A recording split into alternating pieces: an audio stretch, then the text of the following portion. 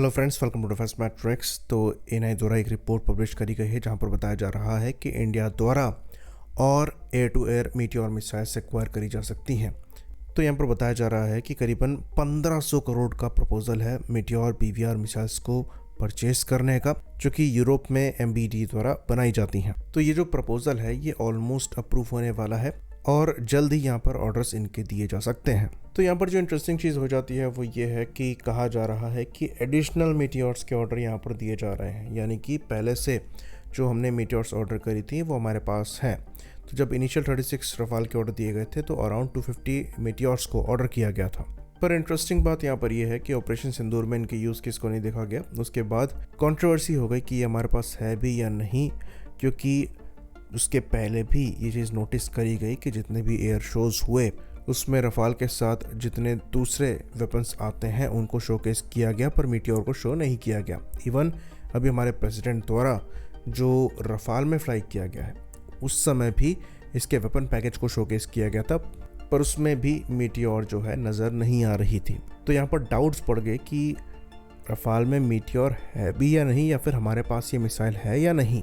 बाकी unofficially sources की माने तो हमारे पास मीटियोर एग्जिस्ट करती हैं, ये चीज़ में बताई गई है, पर इसका जवाब अभी भी नहीं है कि क्यों ये हमें इंडिया में दिखाई नहीं दी है रफाल में। ऑल्दो इंडियन रफाल में ये दिखाई दी हैं फ्रांस में टेस्टिंग के दौरान। तो एक थ्योरी ये भी आती है कि हो सकता है ये 101 स्क्वाड्रन के साथ एक्टिव हों, जो कि हासीमारा में है और चाइना फोकस्ड है। और क्योंकि ज़्यादातर एक्शन में और डिस्प्ले में नंबर 17 स्क्वाड्रन, जो कि गोल्डन एरोज है, अम्बाला में बेस्ड है, दिखाई दिया है, इसलिए हमें मीटियोर ना दिखाई दी हो। खैर फिलहाल ये थ्योरीज हैं, कंफर्मेशन इस पर हम नहीं कहेंगे, लेकिन कई इंडिकेशन मिले हैं कि हमारे पास मीटियोर ज़रूर है। और इस आर्टिकल में भी ये चीज़ मैंशन करी गई है कि हम एडिशनल मीटियोर्स को यहाँ पर एक्वायर कर रहे हैं। बाकी एक और चीज़ हम आपको यहाँ पर बता दें कि जो नेवी की डील हुई है रफाल की, उसमें भी मीटियोर परचेज करी गई हैं और इसके एडिशनल ये ऑर्डर्स हैं। तो स्पेसिफिकली नेवी द्वारा कितनी मीटियोर्स ऑर्डर करी गई हैं इसका पब्लिक डेटा तो नहीं है, पर 1500 करोड़ में कितनी मीटियोर आएंगी इसको एस्टिमेट हम ज़रूर कर सकते हैं। तो मीटियोर एक काफ़ी ज़्यादा एक्सपेंसिव मिसाइल है और अभी हाल ही में जर्मनी द्वारा ये मिसाइल ऑर्डर करी गई हैं। तो एक मिसाइल का कॉस्ट ऑलमोस्ट $2.2 मिलियन का पड़ता है। तो 1500 करोड़ का मतलब यहाँ पर $169 मिलियन होता है। इसमें आपकी रफली 75 to 80 मिसाइल्स आएंगे। तो एक मीटियोर का कॉस्ट अगर आप इंडियन रुपीज़ में देखें तो ये अप्रॉक्सीमेटली 19 करोड़ के आसपास का पहुंचता है। तो आप इससे ये एस्टिमेट कर सकते हैं कि ये कितनी एक्सपेंसिव मिसाइल्स हैं, और प्रोलॉन्ग्ड वॉर में इनको यूज़ करना वॉर को कितना एक्सपेंसिव बना देगा ये भी शोकेस करता है। इसके कंपैरिजन में अगर आप अस्त्र मिसाइल के प्राइस को देखेंगे तो ये 7 से 8 करोड़ का है, और अस्त्र मार्क 2 के केस में ये थोड़ा और बढ़ जाएगा। ज़्यादा से ज़्यादा हम 10-12 करोड़ मान लेते हैं, पर मीटियोर बहुत एक्सपेंसिव मिसाइल है। पर वहाँ पर टेक्नोलॉजी भी इस्तेमाल करी गई है। SFDR मिसाइल एकमात्र मीटियोर ही है जो कि एक्टिव सर्विस में है।